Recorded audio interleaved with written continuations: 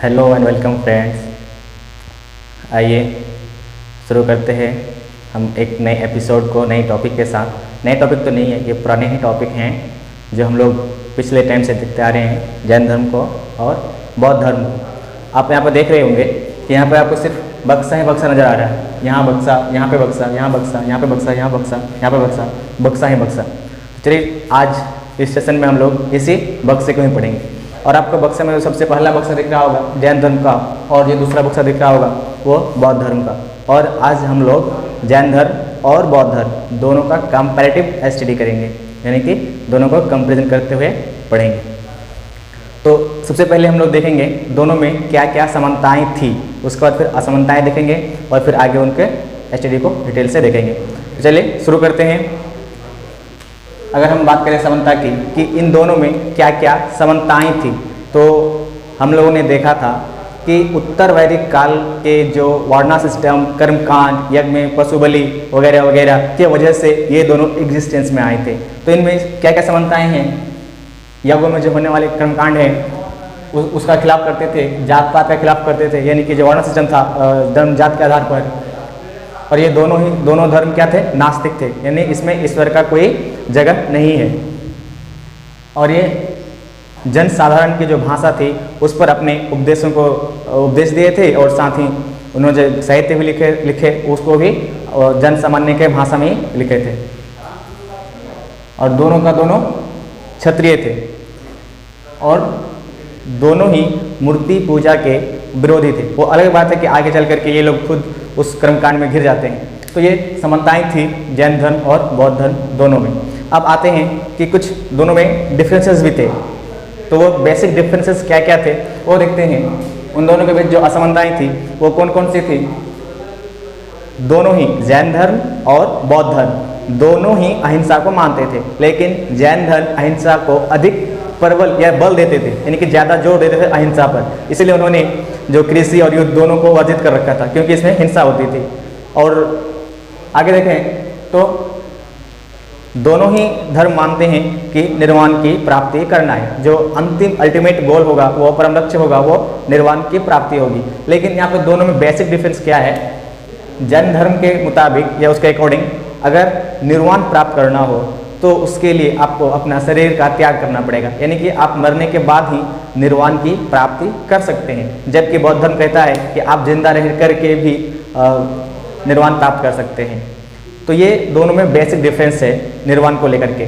कहा जाता है कि बौद्ध धर्म महात्मा बुद्ध जो थे वो निर्वाण प्राप्त करने के बाद भी वो जीवित रहे,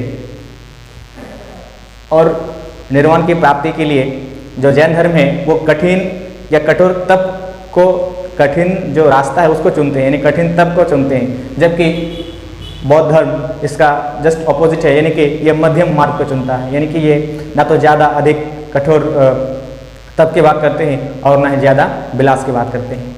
फिर नेक्स्ट देखें तो मूर्ति पूजा, चूँकि दोनों में इसका विरोध करते हैं, एग्जिस्टेंस में जब आते हैं तो इसी को लेकर के, यही सब चीज़ों को लेकर के आते हैं। लेकिन आगे चल करके मूर्ति पूजा जब आती है इनमें, तो जैन धर्म के जो अनुयायी हैं वो महावीर जैन के जो नग्न मूर्ति है सिर्फ उन्हीं का पूजा करते हैं। और जैन धर्म और बौद्ध धर्म की बात करें तो दोनों में ये भी डिफरेंस देखने को मिलता है कि जैन धर्म सिर्फ हमारे इंडिया के टेरिटोरी में ही सीमित रह गए, यानी कि इंडिया के क्षेत्र में ही बस के रह गए और बाहर वो नहीं जा सके। जबकि बौद्ध धर्म जो है वो विदेशों में, मतलब कई देशों में भी देखने को मिलता है। आपको श्रीलंका में देखने को मिलेगा, तिब्बत में देखने को, चीन में देखने को मिलेगा, म्यांमार में देखने को मिलेगा, जापान में देखने को मिलेगा। इन सब कंट्रीज़ में आपको बौद्ध धर्म दिख जाएंगे, लेकिन जैन धर्म को देखने को नहीं मिलेगा। तो चलिए दोस्तों अब आगे देखते हैं, इसको बात करते हैं जैन सभा। तो 2 जैन सभा हुए थे, जैन सभा 2 हुए थे और बौद्ध संगीति 4 हुए थे। तो जैन सभा जो पहला जैन सभा हुआ था वो हुआ था पाटलिपुत्र में 322 ईस्वी पूर्व से लेकर के 298 ईस्वी पूर्व, यानी कि 400 BC बोल सकते हैं। और ये इसकी जो अध्यक्षता किया गया था वो स्थूल भद्र के द्वारा इसकी अध्यक्षता की गई थी। और इसी सभा में 12 जो अंग हैं, इसके जो साहित्य हैं जैन साहित्य हैं, वो 12 अंगों का संकलन भी इसी सभा में किया गया था। उसका जो दूसरा सभा हुआ था वो हुआ था गुजरात के वल्लभी में, जो कि 512 ईस्वी में, ये BC में है और ये AD में, एन्नो डोमिनी, यानी कि लगभग 1000 साल का डिफरेंस है दोनों सभाओं के बीच में। और इसके जो अध्यक्ष थे वो थे देवर्धिगण। और इसमें जो ग्रंथ लिखे गए थे उसको लिपिबद्ध किया गया था, यानी कि इसमें संकलन किया गया था और उसको लिपिबद्ध किया गया था इस सभा में। उसके बाद हम अगर साथ में इसको भी देख लेते हैं बौद्ध धर्म को, कि बौद्ध धर्म में जो 4 बौद्ध संगति हुई है वो कहाँ कहाँ हुए और उस टाइम उसके शासक कौन थे वहाँ के, और कौन कौन अध्यक्ष थे और कौन कौन से मुख्य काम हुए थे उसमें। तो सबसे पहले देखेंगे 483 ईस्वी पूर्व, जिसमें कि महात्मा बुद्ध का मृत्यु होता है, उसमें उसी वक्त जो है पहला बौद्ध संगति देखने को मिलता है 483 BC में।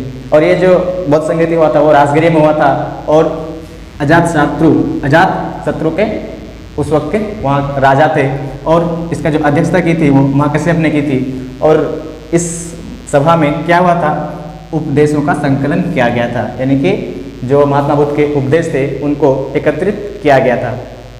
इसमें 2 बुक लिखे गए थे, 2 ग्रंथ थे, सुत्त पिटक और विनय पिटक। जो सुत्त पिटक है उसको आनंद के द्वारा संकलित किया गया था, और जो विनय पिटक है उसको उपाली के द्वारा संकलित किया गया था। उसका देखते हैं जो सेकेंड बौद्ध संगति है वो 383 ईस्वी पूर्व, यानी कि 100 साल के बाद वैशाली में हुआ था। और उस वक्त जो राजा थे वो थे कलासो, और इसके जो अध्यक्षता किया गया था सभाकामी या सब्बाकामी के द्वारा किया गया था। और इसमें छोटे पैमाने पर ही सही यहाँ पर भी विभाजन देखने को मिलता है बौद्ध धर्म के अनुयायियों का, यानी कि इसमें दक्षिणी गुट और पश्चिमी गुट और पूर्वी गुट के जो अनुयायी थे बौद्ध धर्म के मानने वाले, उन दोनों के बीच में अनबन हो गया था, और इसमें 2 हिस्से में बढ़ गए थे ये, एक स्थविर और दूसरा महासंघी। और इसी महासभा से, यानी कि इस जो बौद्ध संगति हुआ था, इसी के बाद से बौद्ध धर्म का प्रचार प्रसार का काम भी शुरू हो जाता है। उसके बाद देखते हैं जो तीसरा बौद्ध संगति हुआ था, इसका जो डेट है ईस्वी है बौद्ध संगति का, इसको लेकर के थोड़ी सी कंट्रोवर्सी है, या फिर इसमें एक रूप देखने को नहीं मिलता है। कहीं पे 247 BC लिखा रहेगा, 251, 255, यानी कि 250 लगभग 250 BC में पाटलिपुत्र में अशोक के शासन काल में मुगलिपुत्र के अध्यक्षता में यह आयोजन किया गया था। और चौथा जो किया गया था आयोजन, वो किया गया था 102 ईस्वी में लगभग, जो कि 100 ईस्वी बोल सकते हैं, जो कि कुंडलवन, जो कि कश्मीर में पड़ता है, वहाँ पर इसका आयोजन किया गया था। और यह कनिष्क के शासनकाल में किया गया था, जिसकी अध्यक्षता वसुमित्र ने किया था और इसके उपाध्यक्ष अश्वघोष थे। और इस बौद्ध संगति में जो है बौद्ध धर्म 2 हिस्सों में बढ़ जाता है, इसका विभाजन हो जाता है हीनयान और महायान में। चलिए फिर वापस चलते हैं हम लोग जैन धर्म को देखते हैं। सिर्फ बौद्ध धर्म में ही विभाजन देखने को नहीं मिलता है, बल्कि जैन धर्म में भी हमें विभाजन देखने को मिलता है। इसमें जो विभाजन का जो बैकग्राउंड है वो लगभग 4वीं शताब्दी ईस्वी पूर्व, यानी कि 4th सेंचुरी BC में मगध में 12 वर्षों के लिए अकाल पड़ता है। और इस अकाल के घड़ी में जो स्थूलभद्र और भद्रबहु जो कि उनके अनुयायियों को लेकर के, यानी कि स्थूलभद्र जो है वो मगध में रह जाते हैं उस अकाल में, और जो भद्रबहु होते हैं वो अपने शिष्यों को लेकर के, अपने अनुयायियों को लेकर के कर्नाटक चले जाते हैं। और इस तरह से जब वो वापस आते हैं अकाल खत्म होने के बाद, तो जब मगध में वापस आते हैं तो इन दोनों गुटों के बीच, यानी कि इन दोनों संप्रदायों के बीच मतलब टकराव होता है। वो कहते हैं कि एक दूसरे को इल्ज़ाम लगाते हैं कि आप बदल गए हैं, और इसी वजह से यहाँ पर ये 2 गुटों में बढ़ जाता है। तो एक गुट होता है श्वेतंबर संप्रदाय और दूसरा बन जाता है दिगंबर। तो श्वेतंबर और श्वेतंबर जो स्थूलभद्र के नेतृत्व में बने थे, और दिगंबर जो कि भद्रबहु के नेतृत्व में ये इनके अनुयायियों के साथ बने थे। इसमें श्वेतंबर में श्वेत वस्त्र, यानी कि श्वेत वस्त्र पहनने का परमिशन था, लेकिन ये जो है पूरी तरीके से नंगे रहते थे, पूरी तरीके से नग्न रहने को विश्वास करते थे। और इसके तरह यानी कि श्वेतंबर में कहा गया है कि अगर औरतें श्वेत वस्त्र पहनेंगे तो वे भी मोक्ष या निर्वाण की प्राप्ति कर सकते हैं, जबकि दिगंबर इसे नहीं मानता है, क्योंकि अगर स्त्री नग्न नहीं रहेंगी और नग्न जब नहीं रहेंगे तो वो मोक्ष की प्राप्ति नहीं कर पाएंगे, इसका विरोध करते हैं। और श्वेतांबर जो है महावीर स्वामी को भगवान का दर्जा देते हैं, यानी भगवान मानते हैं और उसका मूर्ति पूजा भी करने लगते हैं। जबकि दिगंबर जो है ये इसे एक महापुरुष मानते हैं, अपने तरह एक पुरुष ही मानते हैं, उसे भगवान नहीं मानते हैं, क्योंकि इसमें तो भगवान का कल्पना ही नहीं किया गया था, इसलिए भगवान को नहीं मानते हैं। और श्वेतांबर मानते हैं कि जब कैवल्य की प्राप्ति हो जाएगी तो उसके बाद भी भोजन की जरूरत पड़ेगी, लेकिन दिगंबर मानते हैं कि जब कैवल्य की प्राप्ति हो जाएगी तो उसे भोजन की जरूरत नहीं पड़ेगी, निराहार हो जाएंगे, उसको आहार की जरूरत नहीं पड़ेगी। श्वेतांबर जो है महावीर स्वामी को मानते हैं कि ये विवाहित थे, जबकि ये मानते हैं अविवाहित थे। यहाँ पर बेसिक डिफरेंस ये बोल सकते हैं कि श्वेतांबर जो है वो चेंज कर लिया अपने आप को, जबकि दिगंबर जो मूल उपदेश दिए गए थे महावीर स्वामी के द्वारा उसी को वो अपने एज इट इज ग्रहण कर लिए थे, यानी कि उसमें किसी तरह का चेंजिंग नहीं किए। उसके बाद आते हैं महायान पर, हीनयान और महायान, जो कि बौद्ध धर्म में जो विभाजन होता है, हीनयान और महायान। हीनयान जो है रूढ़िवादी, जिसको हम लोग बोल सकते हैं दिगंबर से कंपैरिजन करके देख सकते हैं। हीनयान जो रूढ़िवादी होते हैं और ये परिवर्तन के विरोधी होते हैं। वहीं महायान की अगर बात करें तो ये उदारवादी होते हैं और ये परिवर्तन का समर्थन करते हैं। बुद्ध को यहाँ पर भी महापुरुष माना गया है, जिस तरह से यहाँ पे भी महापुरुष माना गया था गौतम महावीर स्वामी को, ठीक उसी तरह यहाँ पे भी महापुरुष माना जाता है, इसलिए इसकी मूर्ति पूजा का ये विरोध करते हैं, मूर्ति पूजा नहीं करते हैं। जबकि जो महायान संप्रदाय है वो इसको एक देवता मानते हैं और इसका मूर्ति पूजा में विश्वास करते हैं, यानी कि उसका मूर्ति पूजा करते हैं। और ये जो है हीनयान, इसका जो मुख्य आदर्श है वो अरहत की प्राप्त करना, अरहत को प्राप्त करना। जबकि महायान का जो मुख्य आदर्श है वो है बोधिसत्व। और ये बोधिसत्व क्या है? जो व्यक्ति निर्वाण की प्राप्ति कर लेता है और वो दूसरों को निर्वाण प्राप्त करने के लिए मदद करता है, उसको हम लोग बोधिसत्व कहते हैं। तो ये महायान इस पर विश्वास करते हैं। और इन दोनों गुटों यानी कि महायान और हीनयान की अगर बात करें तो ये हीनयान श्रीलंका, दक्षिण भारत, बर्मा और थाईलैंड में फैला, जबकि महायान उत्तर भारत, चीन, जापान और तिब्बत, यानी कि उत्तरी साइड में महायान और दक्षिण साइड में हीनयान फैले। उसके बाद फिर हम लोग आगे आते हैं प्रतीक चिन्ह पर। तो पहले बात कर लेते हैं जैन धर्म के बारे में।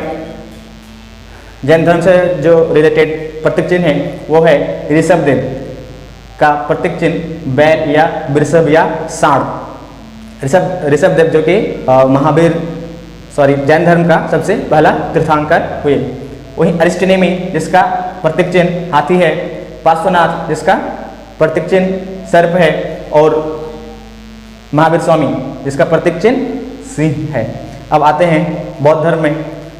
बौद्ध धर्म का प्रतीक चिन्ह की बात करें तो गौतम बुद्ध का जो जन्म का घटना है उस घटना का जो प्रतीक चिन्ह है वो कमल या एवं सांड है। उनके गृह त्याग का जो घटना है उसका जो सिंबल है वो है घोड़ा। और ज्ञान के प्राप्ति का जो सिंबल है, जो कि पीपल के जो पेड़ थे उसके नीचे इसका कैवल्य की प्राप्ति हुई थी, यानी कि ज्ञान की प्राप्ति हुई थी, वो है पीपल या बुद्धि वृक्ष। और निर्वाण प्राप्ति का जो चिन्ह है, पहचान है, वो है पद चिन्ह। और मृत्यु का प्रतीक है स्तूप, जिसमें कि उनके अवशेष जब वो मरे तो उनके अवशेष को लेकर के जो स्तूपा 8 हिस्सों बांट करके 8 स्तूपा बनाए गए। तो ये उसके मृत्यु के पहचान है। फिर अब आते हैं हम लोग जैन धर्म के साहित्य पर। तो इनके जो मुख्य साहित्य हैं वो 12 अंग, जिसका संकलन जो है पाटलिपुत्र में जब फर्स्ट जैन सभा हुआ था उसमें संकलित किया गया था। और इस अंक को समझने के लिए उसका जो एक्सटेंशन है वो उपांग में है, जिसमें वो भी उसकी संख्या 12 है, जिसका अंक का ही विस्तार है। 10 प्रकीर्णन है जिसमें कि ग्रंथों के परिशिष्ट का वर्णन है। और छेद सूत्र जो कि 6 हैं, जिसमें भिक्षुओं के जो विधि विधान है या जो उसके आचरण है उसके नियम को या विधि नियम को संकलित किया गया है छेद सूत्र में। और मूल सूत्र में भिक्षुओं का कर्तव्य को संकलित किया गया है। भगवती सूत्र जो कि जिसमें कि हम लोगों ने पिछले देखा था महाजनपद के, इसमें कि उस महाजनपद का जो विवरण मिलता है उसमें 16 महाजनपद का विवरण इसमें मिलता है, जिसमें कि महावीर और उसके जो अन्य जो जैन मुनि हैं उनके जीवन चरित्र का विवरण मिलता है। और कल्पसूत्र जो कि जैन धर्म के प्रारंभिक इतिहास का ज्ञान मिलता है। और इसे संस्कृत में लिखा गया था इस साहित्य को। और ये जो साहित्य हम लोगों ने देखा अराउंड 96 जो साहित्य थे, इसको सिर्फ श्वेतंबर ही मानते थे। यानी कि जो इसका जो 2 पार्ट था जैन धर्म का, श्वेतंबर और दिगंबर, तो इसमें से सिर्फ जो श्वेतंबर के जो अनुयायी हैं वही सिर्फ इसको मानते हैं। अब आते हैं हम लोग बौद्ध धर्म के साहित्य पर। तो इसके जो अहम साहित्य हैं वो 3 हैं। त्रिपिटक, जिसको हम लोग त्रिपिटक कहते हैं, सुत्त पिटक, विनय पिटक। सुत्त पिटक जिसे कि आनंद के द्वारा लिखा गया था। यहाँ पे जो देख सकते हैं सुत्त पिटक आनंद द्वारा संकलित किया गया था प्रथम बौद्ध संगीति में, और इसमें बुद्ध के उपदेश को ही संकलित किया गया था। अगला है विनय पिटक। विनय पिटक जिसमें कि संघ के नियमों का संग्रह है और इसे उपालि के द्वारा संग्रहित किया गया था। और अभिधम पिटक, ये तीनों पिटक है। त्रिपिटक का ये तीसरा पिटक अभिधम पिटक, जिसमें कि बुद्ध के जो दार्शनिक विचार हैं उसका संकलन है या संग्रहण किया हुआ है। उसके बाद देखते हैं जातक, जिसमें कि बुद्ध के पुनर्जन्म की जो कथा है इसमें लिखा गया है। बुद्ध चरित्र, चंद्रानंद, सरित्र सारिपुत्र प्रकरण, ये जो है अश्वघोष द्वारा लिखित साहित्य है। और मिलिंद पन्हो, जिसको हम लोग मिनांडर के नाम से भी जानते हैं, इसमें मिनांडर और नागसेन के बीच का जो क्वेश्चन आंसर का सेशन था वो इसमें लिखा गया है। उसका विवरण है इसमें, जिसे कि नागसेन के द्वारा लिखा गया था। और 2 शैली हम लोगों को अक्सर देखने को मिलता है, एक मथुरा शैली और एक गंधार शैली। तो मथुरा शैली को जैन धर्म से जोड़ करके देखा जाता है, और वहीं जो गंधार शैली है उसको बौद्ध धर्म से जोड़कर देखा जाता है। जैन धर्म के अगर अनुयायियों की अगर बात करें, जो राजा जैन धर्म के अनुयायी हुए वे चंद्रगुप्त मौर्य थे। कलिंग का राजा खारवेल, राष्ट्रकूट वंश के अमोघ वर्ष, ये जैन धर्म के मानने वाले थे। वहीं अगर बौद्ध धर्म के मानने वाले की अगर बात करें तो बौद्ध धर्म को फॉलो करने वाले जो शासक हुए वो बिंबिसार, अजातशत्रु और उदयन। और इनके अगर स्थापत्य कला की बात करें जैन धर्म के, तो दिलवाड़ा का जैन मंदिर माउंट आबू पर्वत पर स्थित है। उड़ीसा का हाथी गुम्फा वो भी जैन स्थापत्य। कर्नाटक का जो गोमतेश्वर का जो मूर्ति है वो भी जैन धर्म। पार्श्वनाथ द्वारा निर्मित जो खाजुराहो का जो मंदिर है वो भी जैन धर्म से जुड़ा हुआ है। उसके अलावा अगर बौद्ध धर्म के स्थापत्य की अगर बात करें तो बौद्ध धर्म में इसके 3 तरह के स्थापत्य मिलते हैं, जिसमें चैत्य, स्तूपा और विहार। चैत्य जो कि पूजाघर होता था, और स्तूपा जो कि कुछ इस तरह का स्ट्रक्चर होता था, और विहारा जहाँ पर कि भिक्षुओं का रहने का जगह होता था। और इसको देखने के बाद हम लोग देखते हैं कि जो बौद्ध धर्म है, क्योंकि बौद्ध धर्म जो एग्जिस्टेंस में आया था वो किस लिए आया था? कर्मकांड, जात पात, मूर्ति पूजा और जो भी एक डिसऑर्डर फैल गया था सोसाइटी में, उसको ख़त्म करने के लिए आया था। लेकिन इसमें अंत तक में हमको देखने को मिलता है कि जो बौद्ध धर्म है आगे और भी कई शाखाओं में बढ़ जाता है, जिसमें एक शाखा है वज्रयान, और उस शाखा में मंत्र, तंत्र, जादू, टोना वगैरह इसमें शामिल हो जाते हैं। और ये कारण बनता है बौद्ध धर्म के पतन का। एक टाइम ऐसा आता है कि बौद्ध धर्म का संरक्षण कोई भी राजा नहीं देता है, और लगभग 12वीं शताब्दी आते आते ये पूरी तरीके से खत्म हो जाता है, जिसमें कि बख्तियार खिलजी आकर के उसके जो भी अवशेष होते हैं, बौद्ध विहार होते हैं, उनको जलाकर खत्म कर देते हैं। चलिए दोस्तों, आपको ये मेरा सेशन कैसा लगा हमें कमेंट करके ज़रूर बताएं। अगर आप हमारे चैनल में नए हैं तो प्लीज़ सब्सक्राइब करें, लाइक करें, शेयर करें। Thank you.